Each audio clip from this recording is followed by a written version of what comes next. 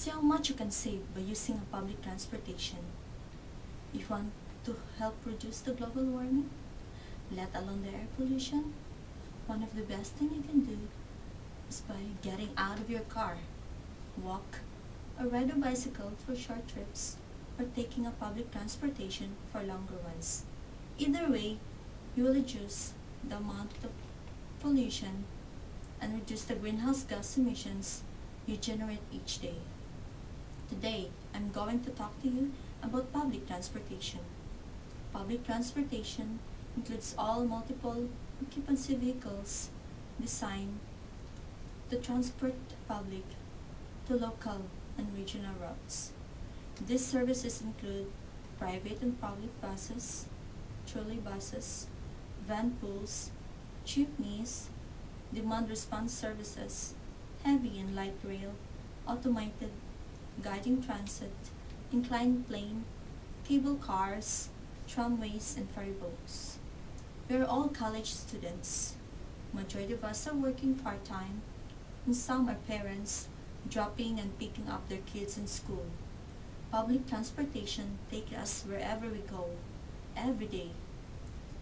With the high cost of living in Hawaii, we need a public transportation for mobility and employment accessibility, an option for a person who does not drive a car. I am a mother, working full-time, a college student, and living in an urban area. The high cost of driving, insurance, parking a car, causes a lot in my budget. Public transportation gives an affordable option for driving and save my money. It significantly helped my budget and reduce the amount of my family spends on getting to work, getting to school, and other activities. Specifically, I would like to tell you about the benefits and opportunities of taking a public transportation. First, I will describe the severity of the traffic congestion on the island of Oahu. Second, I will tell you about how we can ease the traffic congestion. And third, I will discuss the positive consequences of taking an action. So, take a look at the problem and its severity. The traffic congestion problems of parking, especially in urban areas, are big problems in the U.S. city, especially in Honolulu. The State Transportation Department spends millions of dollars a year to identify the traffic areas, but are reluctant to tell the public and government agencies because they are fear of being sued. Dr. Panos Pervidoros of the UH Traffic Engineering, the professor, was asked by the Hawaii Reporter and answered the question, is there a plan to solve the traffic congestion in Oahu?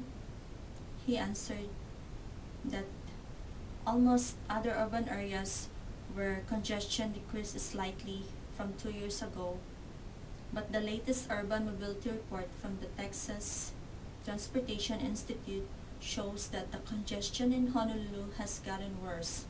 Of course, it is not new to the residents of Honolulu that it is a congested city. Honolulu is one of the nation's most lane-deficient cities. It has a traffic congestion problems. I used to think that public transportation are crowded, slow, and inefficient, but surprisingly, I learned that public transportation enhances and expands the personal and community opportunities. The bus operates very efficiently. There are no worries about parking.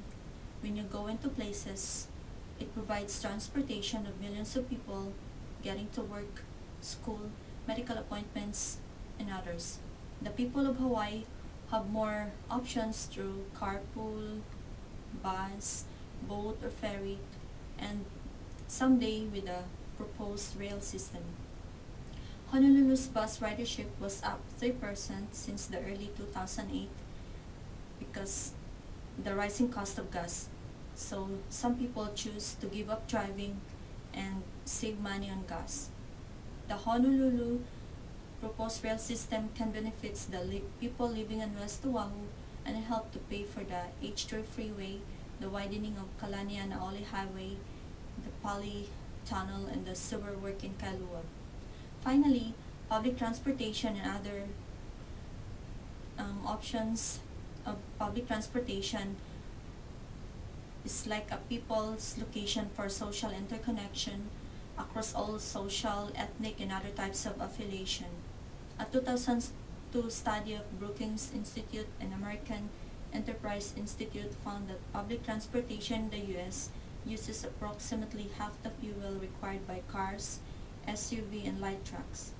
In a study, private vehicles emit about 95% more carbon monoxide, 92% volatile organic compounds, and about twice as much as carbon dioxide and nitrogen oxide than public vehicles for every passenger mile traveled. So, to prevent worsening of the traffic, the rising cost of driving alone, the bus remains a good option for the 100,000 people living on Oahu who have a bus pass. We all have the benefits of more transportation choices. We all have the benefits of importing less oil. It's important to consider future generation residents of Oahu. It's important to consider our neighborhood. It's important to consider our lifestyle, and it's very important to consider how we commute. Let's say yes to public transportation, and thank you.